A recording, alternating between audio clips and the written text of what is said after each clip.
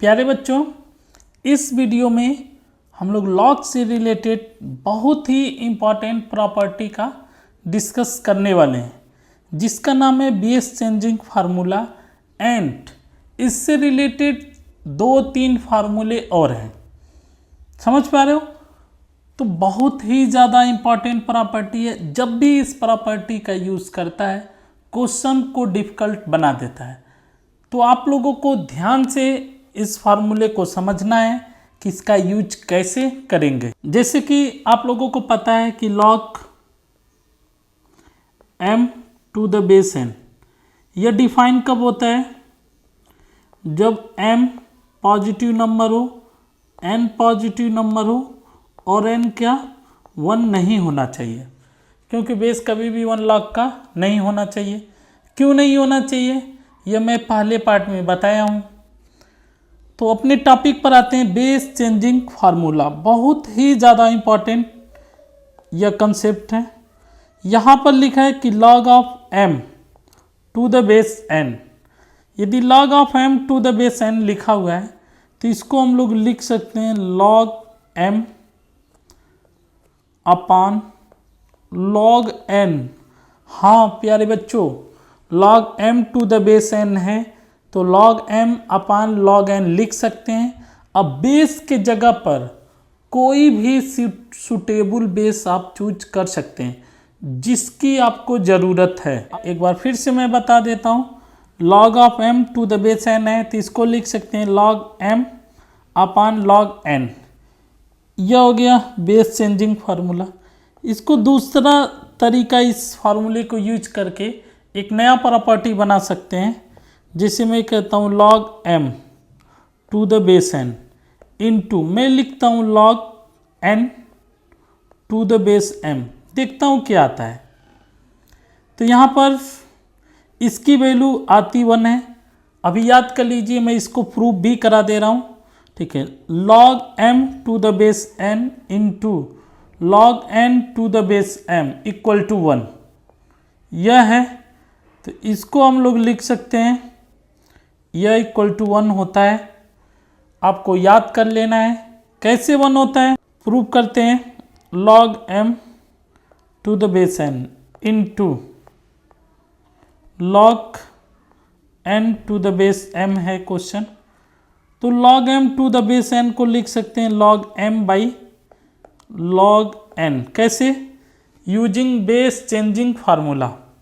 Into log n to the base m को लिख सकते हैं log n upon log m। तो log m से log m cancel, log n से log n कैंसिल, इसकी वैल्यू आ गई 1। तो आपको याद रख लेने हैं ताकि आगे आपको आसानी से क्वेश्चन सॉल्व कर सकें। एंड थर्ड नंबर में लिख सकता हूँ a की पावर, यदि कहीं पर लिखा है log c to the base b, कहीं भी आपको ऐसा दिखे a की power log of c to the base b, तो हम लोग a और c को इंटरचेंज कर सकते हैं। यह होगा c की power log of a to the base b। तो कहीं भी आपको ऐसा दिखता है कि a की power log of c to the base b है, तो हम लोग c और a को इंटरचेंज कर सकते हैं। बहुत ही इम्पॉर्टेंट फार्मूला है, क्योंकि जो क्वेश्चन इससे लगने वाले होंगे, यदि आपको यह नहीं याद होगा तो वह क्वेश्चन आपको बहुत ही ज़्यादा परेशान करेगा। जैसे कि मैं एक क्वेश्चन लेता हूँ। एक क्वेश्चन अपने पास है 2 की power log 5 to the base 3 minus 5 की power log 2 to the base 3। जैसा कि मैंने बताया कि इसको 2 की power log 5 to the base 3 है, माइनस 5 की power log of 2 to the base 3 है। इसको सॉल्व करना है। पहले को तो ऐसे ही रखते हैं, 2 की power log of 5 to the base 3 minus, इस वाले को मैं चेंज कर देता हूँ। बेस और 2, 5 और 2 को इंटरचेंज कर सकते हैं। कैसे? With the help of this formula.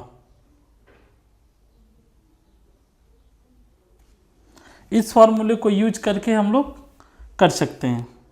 तो यहाँ पर मैं लिख सकता हूँ 2 की power log of 5 to the base 3, यानी कि ये दोनों सेम चीज़ लिखी है, तो सेम चीज़ में से सेम चीज़ का सब्ट्रैक्शन हमेशा 0 होता है। 81 की power 1 by log 3 to the base 5। 81 की पावर में ये लिखा है 81 की power 1 upon log 3 to the base 5 plus 27 की पावर में log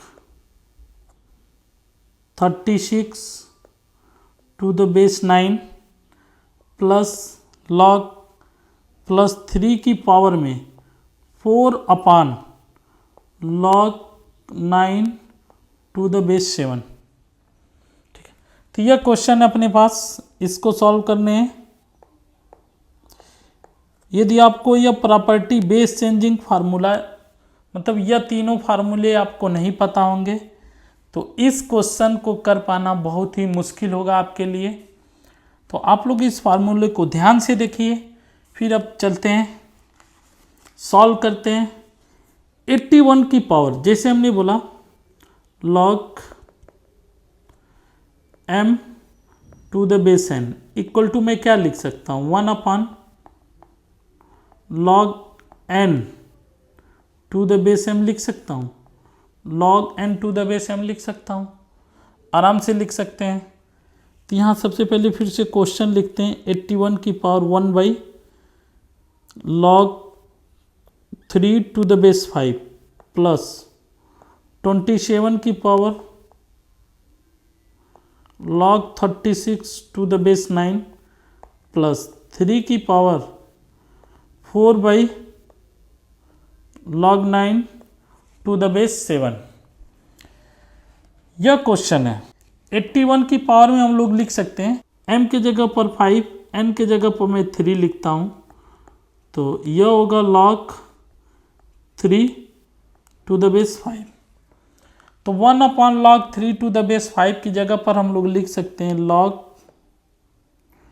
5 to the base 3 plus 27, इसको मैं 27 की पावर log 36 को 36 ही मैं रहने देता हूँ, लेकिन 9 को मैं लिख लेता हूँ 3 की पावर 2। क्यों लिख रहा हूँ पता चल जाएगा आगे। प्लस 3 की पावर में 4 into log 7 to the base 9, इसको भी हम लोग लिख सकते हैं क्योंकि 1 upon log 9 to the base 7 है, तो log 7 टू द बेस 9 लिख सकते हैं। इसको मैं लिख सकता हूँ 81 को 3 की power 4 log 5 to the base 3, क्योंकि पावर ऑफ द पावर का कंसेप्ट होता है तो मल्टीप्लाई हो जाता है। प्लस 27 को लिख सकता हूँ 3 की पावर 3, तो 3 log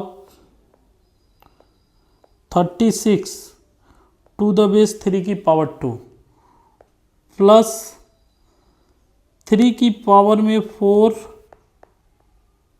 log 7, 9 को लिख सकता हूँ 3 की पावर 2।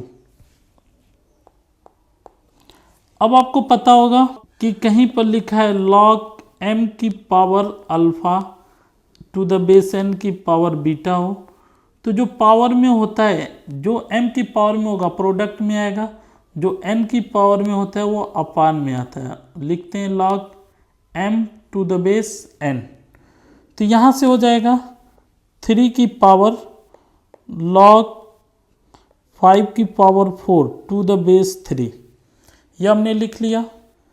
एंड प्लस इसको भी मैं लिख लेता हूँ 3 की पावर में हो जाएगा 3/2 log 36 to the base 3 plus इसको मैं लिख सकता हूँ 3 की पावर में 4 log 7 3 की पावर 2। प्यारे बच्चों एक फार्मूला और होता है, ठीक है, कहीं पर a की power log base a to the x लिखा है तो इसकी वैल्यू x होती है। मैं बार बार आपको बोल रहा हूँ कि कंसेप्ट जब तक आपको तैयार नहीं रहेगा क्वेश्चन का करना उतना ही डिफिकल्ट होगा। तो पहले और दूसरे पार्ट में जाइए, आप कंसेप्ट समझिए, फिर आगे बढ़िए। तो यह हो जाएगा 5 की पावर 4 इस कंसेप्ट का यूज़ करेंगे तो, और यह हो जाएगा 36 क्योंकि प्रोडक्ट में तो पावर में हो जाएगा तो 36 की पावर 3/2 प्लस यह हो जाएगा 7 की पावर 2। क्यों? क्योंकि 3 की पावर 2 है, जो 4/2 आएगा यहाँ पर 2 बचेगा तो 7 की पावर 2। क्लियर? तो 5 की पावर 4 को हम लोग लिख सकते हैं 625 प्लस 36 की पावर 3/2 है तो 6 की पावर 2 लिख सकते हैं अपान 3/2। तो 2 से 2 कैंसिल हो जाएगा, पावर बचेगी 6 की पावर 3, और 6 की पावर 3 का मतलब होता है 216 अब प्लस 49। 7 का स्क्वायर तो आपको पता ही होगा बचपन से। इन सबको ऐड करेंगे तो इसका आंसर आएगा 890। क्लियर?